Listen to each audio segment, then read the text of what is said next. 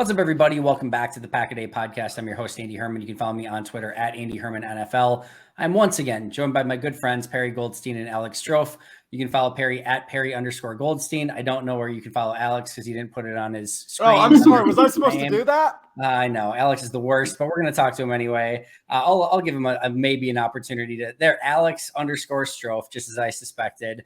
Alex, Perri, we offline just talked for a long time about New York City apartments. We're going to try to transition that into a Packers conversation. It is great to see you both. How the heck are you doing? Great to be back with my pals. A double thumbs up from Perri. I'll also give you a double thumbs up. Hey, before we get into a list of a bunch of topics and questions, I actually do have a question. Are you guys, as Packers fans, cheering for the Rams or the Seahawks in the 325 slot on Sunday? Who do you want to win that game? Perri, I'm trying to point to you. Like, you go first. Wait, you obviously want the Seahawks to win because then the Lions have nothing to play for. So I go back and forth on this. If the Rams win, which the Lions have their first round pick this year, that obviously makes that a worse pick. And then the Lions, they have something to play for. It's juiced up. But I'm so damn confident in the Packers right now. I feel like they're going to win no matter what. So I don't know. I kind of want Sunday Night Football, last game of the regular season, maybe higher stakes. Am I an idiot, Perri? You're giving me the you're an idiot look. You want it to be like a do or die situation? I kind of do. Raise the stakes a little bit. I get that from like a viewership standpoint, but I want whatever is easiest for the Packers. So you want the Lions as deflated as possible. I actually had this conversation with Maggie. We recorded Packs What She Said today. So if you're listening to this when it comes out on Thursday, you might have already heard Packs What She Said. But I said, I can see Dan Campbell just like not telling them and making them like play it out because the Lions are the kind of team that does that. They have so much heart. They would play just to say they like had a season over 500 and not even care, right? That this win like means nothing. So I can see them coming in and not caring, and like Dan Campbell even like hiding that from me. Andy, I've derailed the episode 90 seconds in. Would you like to chime in on intrigued. This? I have a strong take on this. Tell us. First of all, I don't think in the year 2022 that you're being able to keep it from all of the players that they're been eliminated from the playoffs. But I am actually of the mindset that I think if the Lions are eliminated, they will play more free and loose and actually not have the burden of, if we lose this game, we're out of the playoffs. I am actually more afraid of a Lions team that has nothing to play for than a Lions team that has a lot of pressure of if they win, they're in, and if they lose, they're not in. So I do think there's a psychological effect if you are eliminated from the playoffs and it's just not quite the same anymore. At the same time, you might have some frustrations to take out. And like I said, at this point, you've got nothing to lose. You've got nothing to gain. You can just go out and play your brand of football. And we know that team with Dan Campbell as head coach, they're not going to take prisoners no matter what the situation is. No matter who's playing, no matter what the playoff scenarios are. So I'm actually kind of the opinion that I would much rather, if you told me Green Bay lost, I would much rather have Detroit get in than Seattle get in. I don't know why. It's just maybe because the Lions have been lovable losers for so long, and Seattle has been the antithesis of that. They've been a pain in the you-know-what for the last however many years for the most part. So I would rather have Detroit in. As a viewer and just as a fan of football, that game becomes so much more fun if that's, winner gets in. And like I said, I actually think the burden of, having to go out and actually perform to get in the playoffs is, I think, a lot more for a young team that hasn't experienced anything like that in the past in comparison to a Packers team who's faced that type of challenge before. I'm not afraid of that, and I actually think it might be harder on the Lions if they actually have a playoff spot to play for. I love it. Both are correct answers too, right? Like that's mine's right. Clearly, mine's right. Shut up, Andy. I love that. I don't love that. They're not playing at the same time, right? I don't understand the NFL's decision there, but hopefully, regardless, it makes for a fun Sunday. Yeah, I get it. It's Lambeau prime time. Aaron Rodgers has to win or get into the playoffs. It's all good. Yeah, and for those listening on the audio, honestly, I actually love the money side. Go ahead. I'm of the mindset that putting them Sunday Night Football primetime at Lambeau is a major boost for the Packers. Like that atmosphere for Green Bay, that is. I also said this when I recorded earlier, but like it's not gonna like move the line, like Vegas's line, right? Like it's not gonna change anything like actually statistically, but I think from like a momentum, energy, it really like the needle moves closer to the Packers' favor. I totally agree. I won't bring up the San Francisco primetime game in Green Bay a season ago, but I know I'm the worst. You're such a party pooper. I really, really am. But no, I do think this is going to be either way. I think it's going to be a really fun game. And a part of me just hopes that Seattle kind of loses just to like make it that much more fun. But like I said, either way, that's going to be a super challenging game. So we'll see. That being said, I wanted to ask you guys, like, how did this happen? How did we get here? It certainly seemed after going, one win in 8 games, like this was not something that was super in the realm of possibility. I actually kind of felt all along that they would probably get the help that they needed, at least potentially, if they actually were able to take care of business on their own. But when you lose 7 out of 8, it's really tough to picture or, paint a picture that they can take care of business on their own. They've gotten 80% of the way there. They've got one more win and they're in the playoffs. Perri, I'll start with you. How the heck did this happen? I have no idea. Christian Watson, I have no idea. I think any other year, this isn't a conversation. They changed the playoff format so that the Packers could sneak in not for the Packers, so that a team can sneak in as a 7 seed. So I think I'm still reminding myself, I don't know if this team is really that good. I don't know if this team can actually get into the playoffs and do anything. Are they going to get to the wild card round and have to travel to San Francisco and get embarrassed on national television? That's a really high possibility. They're still only a 500 team. Just the playoff picture has changed and the NFC is a dumpster fire.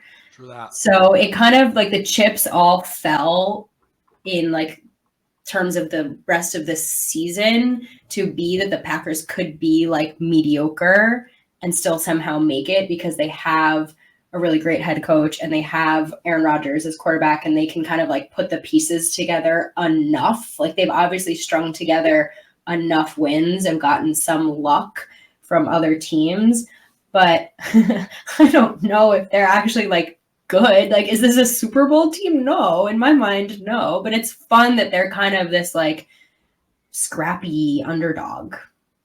Yeah, and that might be exactly what they want, right? And it seems like they've strived in that position. Backs against the wall, kind of nothing to lose, and now all of a sudden we're in the middle of a 4-game winning streak. How we got here, Andy, is because Aaron Rodgers manifested it, damn it, right? He's spoken into existence. He kind of pulled the LeBron James earlier this week. I don't know if you saw, but he said, I didn't say it out loud, but I figured if we could win one in 3 games, I don't, anyway, nonetheless, he manifested. That's how we got here. No, I think we knew all along, and we talked about this back in August, the 3 of us, they're probably going to struggle, especially offensively early in the season. Hopefully later in the season, they come along and the defense just holds steady. Obviously, the latter part of that didn't happen. The defense was disappointing for most of the year, but all of a sudden, this team has learned how to play complementary football. It took 16 weeks. But here we are. This team is playing well in all 3 facets. And I don't know. I love that they're the underdog. It's reminiscent quite a bit of the 2016 season when they were 4-6. They won those last 6, and all of a sudden they get stomped by the Atlanta Falcons in the championship game. But it's reminiscent. And what a fun ride Run the Table 1 was. Let's hope Run the Table 2 has the same regular season conclusion, and we get a little bit of a postseason run with vintage Aaron Rodgers, because who knows how many years of this we have left. Yeah, no, I'll take that. And like I said, I said earlier this week, did not necessarily see this coming. It's been a very pleasant surprise. There's a lot of people that deserve credit for being able to get this turned around and kind of headed back in the right direction. So, Alex, I'll follow up with you first on this one. Who, in your opinion, deserves the most credit for having this turnaround, other than Aaron Rodgers manifesting it? Who deserves the most credit for, getting this team to a point where, listen, it's one thing if you're maybe not having expectations and you start turning things around. This is a team that had Super Bowl aspirations, goes 3-1, then loses 7 out of 8 games and is dead to rights. You don't think they have any chance in the world. And then out of nowhere, they win 4 in a row and really build this back up. Who gets the most credit for that? You can go so many directions here, right? Because Keyshawn Nixon doesn't deserve the most credit, but he deserves quite a bit of it, right? I mean, he's brought some juice. Aaron Rodgers has been calling him out in his press conference every week. Perri mentioned Christian Watson, right? The streak he went on and the energy and the maturity we've seen just in one season. I'll go with Aaron Rodgers' manifestation jokes aside, right? He's talked about, especially in the last couple of weeks, the expanded leadership he's had this year, right? There hasn't been a lot of hard times when he's been healthy in Green Bay during his tenure. And while he still hasn't had a 300-yard game this season, and while he's only had 2 100 passer rating games this season, he's been terrific, both on and off the field. I know he annoyed me and Perri extremely at points this season, but I'll give it to Aaron Rodgers. Perri, I'm imagining you're going to want to go the Matt. I know you're disagreeing with me, but you're going to go the Matt LaFleur direction, right? Yeah, I'm sorry. If you're going to put all the blame on the head coach when things are going wrong, fair. You have to give the coach the credit when things get turned around. Like everything runs through him. Players, all the assistants, the coordinators. Like Matt is a quieter leader than some. He's not Mike Tomlin or, even like a Sean McVay, or like has these like quotes up at the podium that everyone in the national media is going to say, oh yeah, that's why. But like, he is the head coach. He is in charge of game planning. He is in charge of what they do during the week, how they're training. We've learned over the last couple of weeks that they have changed some of the things they do midweek. They've done group film studies. Like, everything and every decision is running through him. And while, yes, we're getting a heightened level of like player execution on the field, which is just like players finally living up to their potential and expectations of what we thought we would get in the offseason. Like, you have to give the credit to the head coach for just not letting them like spiral out of control. Like, this season could have gone completely off the rails and completely down the tubes if not for the head guy like keeping everyone in line. I think there is a lot to say, like, for a player-led team. I'm sure that there are like player leaders in that locker room as well who deserve a lot of credit, whomever they are. Imagining like Aaron Rodgers is probably in that camp, right? A Mercedes Lewis, probably a Jair and Rasul Douglas have been pretty vocal in some of the videos that I've seen, like taking accountability for themselves. But for me, the answer is Matt LaFleur. I kind of agree with both of you, to be honest. And both people that you named were definitely top of my list. I do think Matt LaFleur deserves a lot of credit for, you have this point where nothing looks good, right? Like nothing feels good. You've lost 7 of 8. You're spiraling down an area where a Green Bay team hasn't been in a really long time, at least not in, not when their quarterbacks have been healthy. And it felt like they were, they're down against Chicago and, going into the fourth quarter in that game to potentially like seal their fate at that point. And they had a lot of opportunities to quit in that game against Chicago. And I know you don't get like bonus points for not quitting, but they didn't, and they kept fighting. And a month plus later, and now we're talking about this team being a win away from the playoffs. So I do think Matt LaFleur kind of just finding a way. Maybe it did take too long. I think that's fair to say, but at the same time, he found a way to steady the ship. I also think Aaron does deserve some credit too. I remember when they were 4-8 and he got asked about it, and he was still like preaching up at the podium of like, I still think we can make a run at this thing. And I'm like, no, you can't. Right. Like, we all did. What are you talking about? You've lost 7 out of 8 games. Your offense looks terrible. Your special teams is still special teaming. Your defense has not looked anything remotely good. And you're also coming off of just recently losing Rashawn Gary for the season. Like, that's not a thing. But I think for a young, a team that has I know they have a lot of veterans too, but they have a lot of younger players. To hear somebody like Aaron Rodgers go up there, and even in the face of all of the adversity that they were facing, and you're 4-8, but your MVP quarterback, the guy that's done this a million times, the guy that literally said, we're going to run the table, and did it, and won 6 in a row to get them in the playoffs and put the team on his back. Yeah. If that guy's saying, hey, I think we can do this, I think we can still find a way to get in. Yeah. As a player on the team, if I'm in the locker room, I probably would have believed a little bit more too than I had if that had not happened. So I think his positivity, and I think Matt LaFleur's just in general studying personality in those situations, I think are probably the most.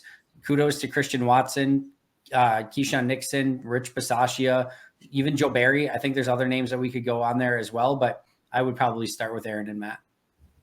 Totally agree. Hey, we got to give Perri credit, Andy, because in the midst of that losing streak, Perri kept saying that, Matt LaFleur has earned the benefit of the doubt. And I remember Perri and I went back and forth for about 5 minutes late October. I'm like, has he though? And Perri's like, yes. And here we are in the middle. Let him at least finish out the season before you write him off. Perri, take it. You were right. Thank you.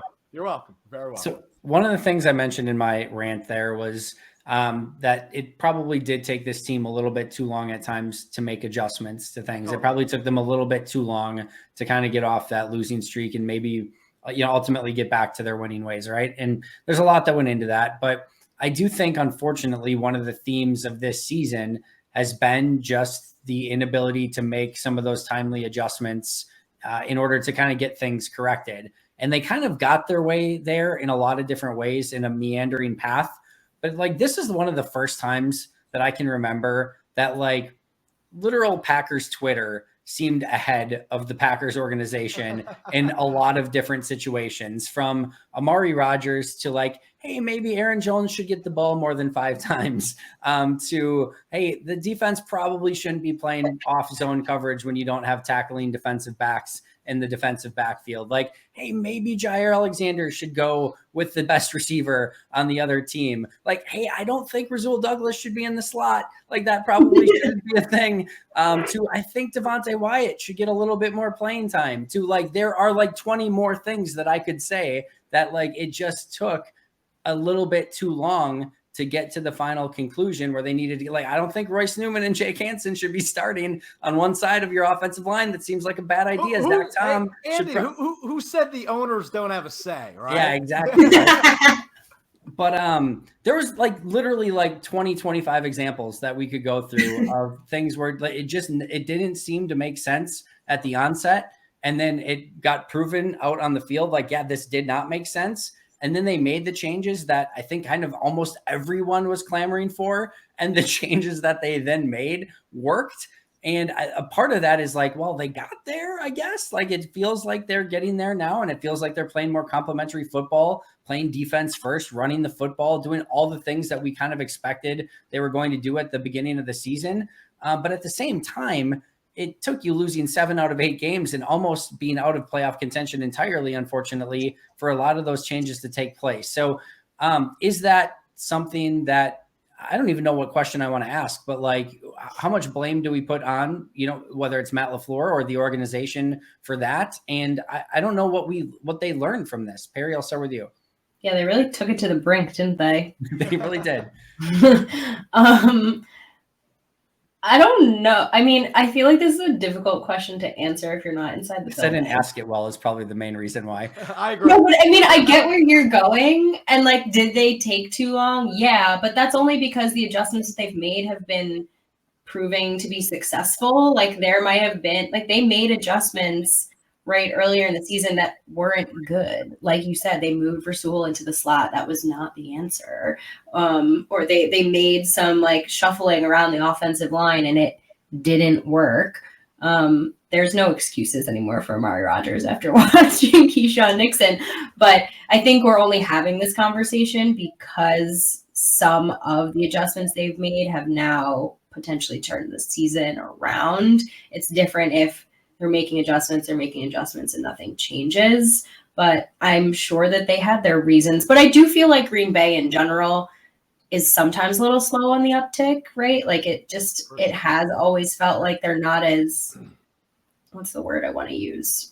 Ruthless, if you will, with aggressive. Yeah. Good word. Player snap count, player time on the field. To watch them actually cut someone mid-season, to watch them bench a starter, that's shocking behavior. Whereas I think in other organizations, it's not as surprising. Whether that's good or bad, you can debate it, but it's the Green Bay way. They should probably take a look at it this offseason and decide if that's the way they want to stay. But none of it was surprising. Yeah, loyal to a fault at times, right? Alex, what were you going to say? No, I was just going to say, I mean, that was part of hitting rock bottom, right? Was they were finally doing the self-evaluation where it was, hey, you know what? Maybe Amari Rodgers isn't the answer on special teams. And You know what? Maybe Darnell Savage is having a really rough first 8 games, maybe, or 10 games, whatever it was. Maybe he should take a seat and take a back seat rather. So I don't know. It's I don't have the answers. None of us do. It's just what a fever dream of a year this has been. Obviously, there's one more to win, right? To even fathom, given the show we did 6 weeks ago, my friends, that this is where we are. It's win and you're in situation on Sunday Night Football. It's just what a fever, what a wacky season. I don't remember one like this. No, it's been really, really crazy, and hopefully they can get that one last win. I do think that narrative becomes a much bigger narrative if they don't win this game and don't get in the playoffs. Totally. That it just took them a little bit too long to respond to some of those things that kind of seemed obvious at up front, and like I said, just took them too long to make the adjustments. I want to go back with how this season was saved. I'm toying with the idea, and I'm trying to kind of put together. I'm not fully sold on like who the MVP of this season is so far. So Perri, I'll start with you. If season ends today, I can see you're excited about this question too. Who would be your MVP of the season? Because I think it's a really interesting question.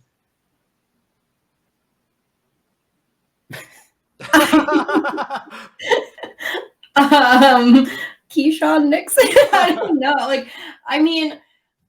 It's interesting because you could answer this question with a couple of different players. I think you can answer it with who's like their most consistent go-to guy. And like that answer for me is Aaron Jones. Yeah. You could answer it with who do we feel like brought some kind of juice or for whatever it was that like turned the season around. And like my joke earlier, like Keyshawn Nixon falls in that category. Christian Watson falls into that category.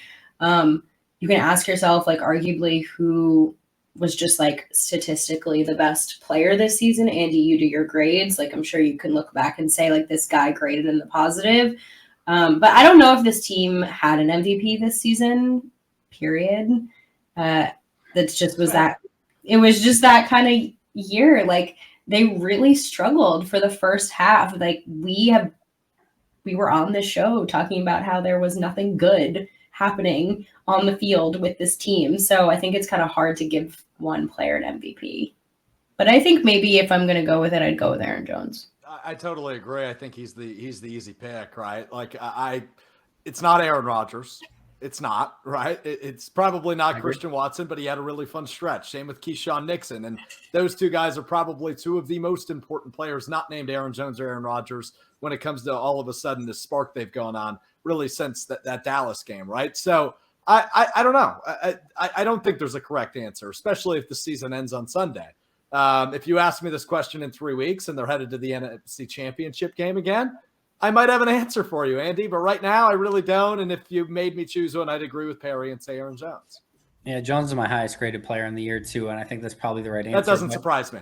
But he's also had a couple. He had a drop pass this week. He's had a couple costly fumbles. The fumble against Tampa that could have cost him a game in that game. And I think the biggest argument against Jones is just like half the time they forgot he existed. It felt like it. Not his fault. No, not his fault, but like it's also tough to be like like there's like 4 games where they basically didn't even use them, which is crazy, right? So I think that would be one of my arguments against that. But like I think if Rashawn Gary would have been able to keep playing the way that he was playing, I probably would have made an argument for Rashawn.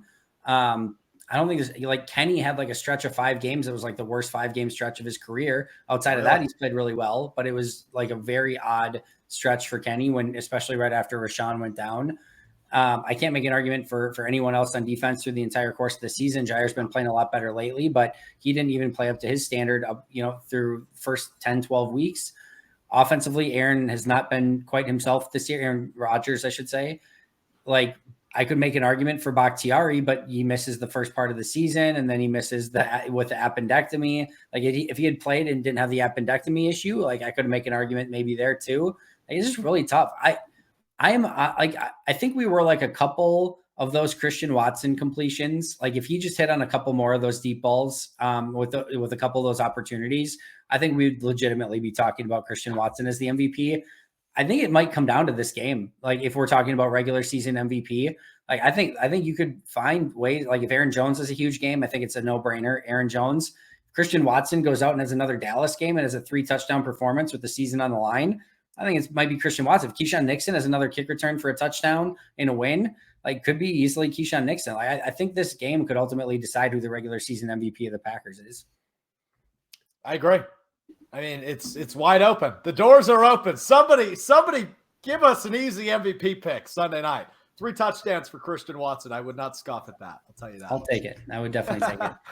The other question that I want to ask you of, speaking of how this game could potentially change narratives and define the MVP of this season, I think we're in a really interesting position with Joe Barry too, because you had at 4 or 5 weeks ago, heck, at halftime of the Dolphins game, which is a week and a half ago, like basically, like you're like, it seemed like a no-brainer for a good portion of the season that like Joe Barry's going to be gone after this year.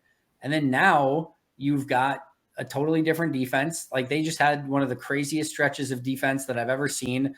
13 drives, I think 7 or 8 turnovers in those 13 drives from end of this second half when Jaron Reed forced the fumble up until like garbage time. Like the defense has turned itself around.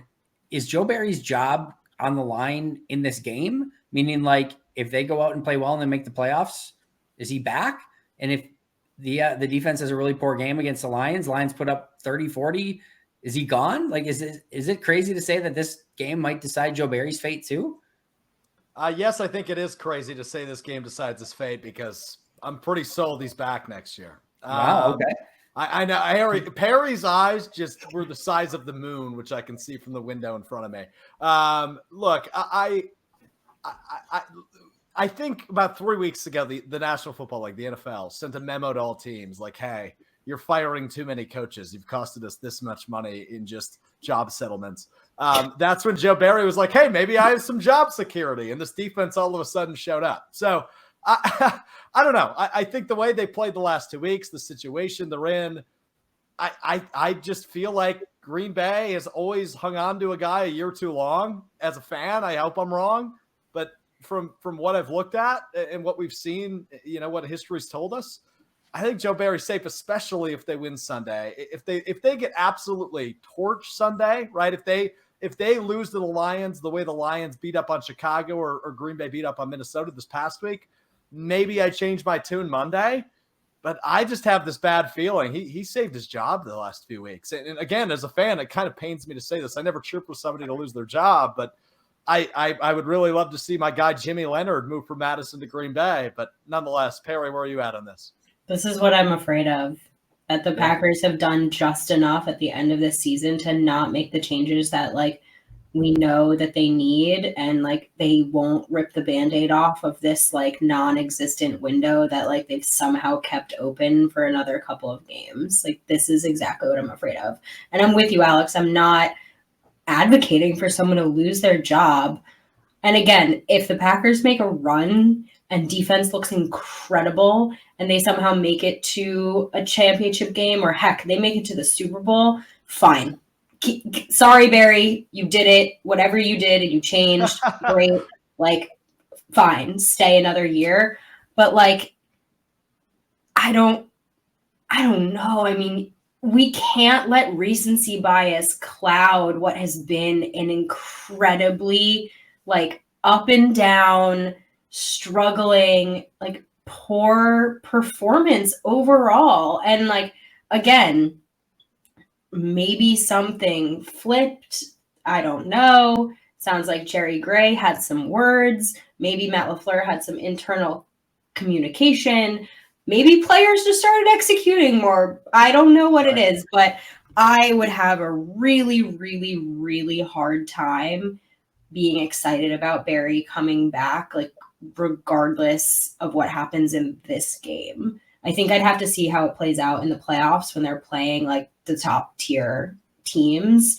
And, if the defense is the reason that they're winning or whatever it is. But I don't know, so much of this win streak has also been based on turnover differential, and turnovers are, sure, players can be put into good position by a scheme to create turnovers, but turnovers happen, I think, because playmakers make plays. And so I put that more on the players. And that's why I think this defense is looking so good the last couple of weeks. So I don't give Perri that much credit. Maybe I'm being harsh, but I don't know. I still hope he's gone. From the book of Perri Goldstein, Matt LaFleur has earned thy credit. Joe Barry has not earned thy credit. Yeah, pretty much. Andy, how do you feel? Yeah. There's one time in my life that I cheered against the Green Bay Packers. That game was the Cardinals-Packers game, the night that Mike McCarthy got fired. They were lining up for the field goal to tie the game at the end, and my very first time I ever cheered against the Packers, and hopefully it will be my last. I very much cheered for that field goal to miss, because to me, the worst case scenario that could have happened is they end up somehow winning that game against a Josh Rosen-led Arizona Cardinals team at Lambeau Field with the season on the line, and Rosen comes in and just roasts the Packers. And the worst thing that could have happened is they win that game and they somehow win a few more and they squeak into the first round of the playoffs, get blasted, and there's no changes at the end of the year for an organization that was very, very, very clearly in need of some organizational change. Now, I don't correlate those two things. I don't correlate that year with where things were at when they were 7-8 or like lost 7 out of 8 games, not entirely, but it was also clear that there was something very wrong with the team at that point, and there was going to need to be changes that needed to be made. And I think I would hope that I've earned some accident forgiveness at this point to say I'm not totally sold yet at this point that a win against the Bears, a win against the Baker Mayfield-led LA Rams at home, a good win, but against a concussed second half Tua Tagovailoa in Miami, and then a game where I think Minnesota, as well as Green Bay played, I think Minnesota also played categorically awful in that game as well. And I think they've been a little bit overrated, as we've all kind of seen and known up until that point as well. Forgive me if that 4-game stretch hasn't cleansed me entirely of a awful 7 losses in 8-game stretch by this Packers team as well, including losses to the Zach Wilson-led New York Jets, the Taylor Heineke-led Washington Commanders, and some pretty tough losses in there. So I'm hopeful that they've been able to make the changes like we've just discussed. They've made some of them too late, and it should have probably been sooner. But I'm hopeful that they've kind of got to the point that they need to be at, and hopefully they can go out and get a win against Detroit and maybe go out and cause some pain in the playoffs and be that underdog team where, you know what, I've watched Nick Foles and Trent Dilfer-led teams go out and win the Super Bowl. I've seen Eli Manning beat the undefeated New England Patriots. Like the best team, the Packers have been the best team in multiple years and haven't won the Super Bowl. I don't freaking care. Like they can go out and win a few games and win it. And who the heck knows? Like the NFC's not that good. The Eagles are floundering a bit. They've beaten the Cowboys. You've got Brock Purdy, Mr. Irrelevant. Even though he's looked great, he's the like leading the 49ers right now. Like the Buccaneers look terrible. I know they lost to the Giants on a neutral field, but I'm not super afraid of the Giants. Like they can win this NFC if they get in. And then you get to the Super Bowl and you're one bad QB matchup away or a QB injury. Who the heck knows? All of a sudden you're hoisting a Lombardi out of nowhere. But I do think, as Perri mentions, like there were serious issues with this team. And I do have concern that if all of a sudden the decision is they snuck in at the end with a little bit of a run towards the end with maybe a little bit of luck involved, and then the decision based off of that is to run everything back and mortgage more of the future next year, knowing that they can't fully do it, that they're going to have to move on from some guys and things like that.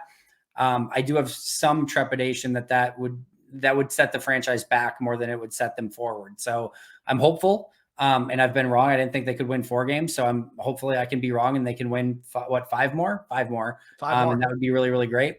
But I think that the rest of the theme of today has clearly been that the narrative on this 2022 team is yet to be totally written. Like they could be a team that was expected to be a Super Bowl contender and didn't make the playoffs. They could be a team that was expected to be a Super Bowl contender and won the Super Bowl. Like there is a lot of variance left as to what this team ultimately does. And I think this next game and the games that follow that will ultimately decide whether or not this was a successful season and what changes, if any, need to be made moving forward. Andy, Hakuna Matata.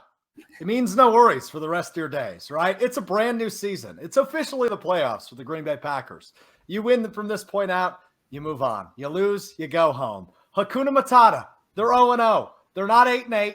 There wasn't a 7-8 game losing streak, right? There is no worries at this point. You are 0-0. They're not there yet, Alex. It's the playoffs, Perri. They're not there yet. It's the playoffs. They have one more win. They're not in yet. But if they lose, they go home. It's the playoffs at this point. They're 0-0. Right? They win, they move on. They lose, they go home. It's officially the playoffs for the Green Bay Packers. The other 31 teams, not quite. But for the Green Bay Packers, we're here. We've kind of been here, I guess, is my point. But it's officially 0-0. You win at Lambeau Field, your only home, quote-unquote, playoff game of the year. You win at Lambeau Field on Sunday, you move on. That's the only thing I can focus on. I can't focus on the negative things that have happened this year, right? I'm too damn optimistic to focus on the past. And I know you're both realists. You're both wonderful. You're both geniuses. Hakuna Matata, my friends. Hakuna Matata. Perri, do you want to respond? No, because when I was little, this is a little personal anecdote about me. My dad used to say that to me all the time when I was little. It means no worries. And you know what I would say to him? This is 6-year-old me. But yes, worries. So I hate that right also now. Worries. And he'd be like, what did we do to you? I'm like, but yes, worries. It's like, no, you're not supposed to think that way. So sorry, Alex. Yes, worries. Well, older you, no worries. Hakuna Matata. Oh, we all just need a little of whatever Alex had before he came on the show, and then we'll all be good to go, not worrying about anything. I'm just kidding. We'll end with this. One game left. Packers, Lions, Lambeau Field, Sunday Night Football. Your one key to this game, what does Green Bay need to do to come away with this victory and head to the official playoffs? Even though I'm kind of with Alex, this is kind of like a pseudo playoff game. You want me to go? I got two keys. Time of possession. Defense plays as well as they have the last 6 quarters. I need that defense that we thought we were going to get all year long again this week. It needs to be a consistent thing at this point. And then I'll say it again for one final time. Hakuna Matata. Clean ball. Yes, worries. Yes, worries. Packers just need to play clean football. I think if they play the way they have the last couple of weeks and don't make any mistakes, don't shoot themselves in the foot, they beat this Lions team. I don't even think they need like the most stellar defensive performance. I think they need to pick it up on offense a little bit, but they've been kind of showing that they can beat anybody right now. And I even felt that way starting actually against the Eagles when they really like took it to the Eagles, only lost by 1 touchdown. Like this team, when they play complementary and they don't turn the ball over themselves, I think they can beat anybody. I'm really interested in the line of scrimmage. I think Detroit will go back and watch the Panther game, and Detroit got blown off the ball. Meanwhile, you've got Swift and Williams who have played really good football on the other side, and this Lions offensive line is playing pretty darn well as well. But I've mentioned this statistic on every radio show and every podcast I think I've done this week. I'm sure it's going to be in my keys prior to the game too, but Green Bay had 6 opportunities. Wait, 1, 2, 3, 4, 5 opportunities. First and goal from the Lions 5-yard line, 0 points. First and goal from the Lions 1, 0 points. First and 10 from the Lions 23, 0 points. First and 10 from the Lions 14, 3 points. First and 10 from the Lions 17, 0 points. They had 5 opportunities inside the 23 with a first and 10 or a first and goal, and ended up with 3 points out of those in a game they lost by 6. Their red zone offense hasn't exactly been, well, let's just say it's been worries. It's been very worries since then as well. So I think red zone offense, red zone defense going to very, very well be the key to this game as well. Yeah, I agree. And on the flip side, the Lions have been one of the best in the red zone when they get down there. Oh, man. I love Jamal Williams. It's really hard to root against him. Guy's having a terrific year. He really is. It's not a terrific Sunday, hopefully. Like it's like the fantasy matchup, right? Packers win like 42-14 and Jamal gets 2 touchdowns. We can live with that, right? Totally. 1,000,000%. All right, we're good for that then. Tim Boyle maybe Lions comes would in at agree. the end of the game, right? Maybe a Tim Boyle touchdown pass to Jamal He's Williams. on the Bears now, Alex. Keep your Tim Boyle stats straight. Well, maybe we want to see Tim Boyle this weekend. Then the Bears aren't playing for anything. Actually, we would love to see because Justin Fields isn't playing. Why are they starting Nathan Peterman? Give Tim that start and let them go beat the Vikings just for fun. That'd be great. That'd be absolutely amazing. All right, that's the perfect way to end this show. Perri, final thoughts. Just win, maybe. Just win. That's all. Alex? Well said, Al Davis. No worries. Hakuna Matata. Love it. Absolutely love it. This is so much fun. I will be right back here tomorrow with Mike Wall, so make sure to check that out. Perri, where can we follow you on Twitter, and where can we find Pax What She Said? Yeah, follow me on Twitter at Perri_Goldstein. You can find me and Maggie Loney, my better counterpart, at Pax What She Said podcast, PWSS podcast on Twitter. We have episodes twice a week. If you are listening Thursday, January 5th, our pre-show Lions episode just dropped. So anywhere you get your podcasts. Alex? Find me on Twitter at Alex_Stro. Friday, we're doing a little warm-up party on ESPN Madison 100.5 if you're in the area, or on the ESPN app. Join me for the high noon hour, baby. We're gonna get after it. We're gonna be way too optimistic, even more optimistic than I was today. I just probably will say a few less, Hakuna Matata references. How have I not been a guest on your high noon hour in Madison yet? I'm offended now. Thanks a lot, Alex. My bad. Let me check. Let me check the calendar. We'll make that happen. Yeah, I promise. Amazing. Guys, this is awesome as always. I will talk to you guys soon. For everyone listening, we'll be right back here tomorrow with an all-new episode. As mentioned on YouTube, it will be with Mike Wall, so make sure to check that out. But until next time, and as always, go Pack Go. Go Pack Go.